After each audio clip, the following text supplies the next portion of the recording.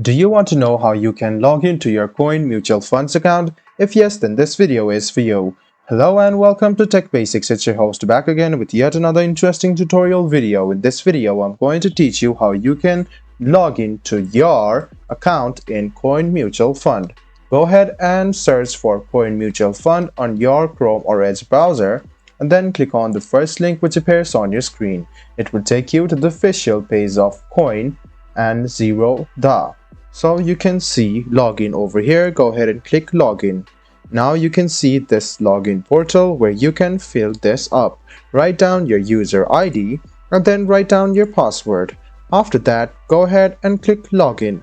This way you can successfully log in to your Coin Zero.da mutual account.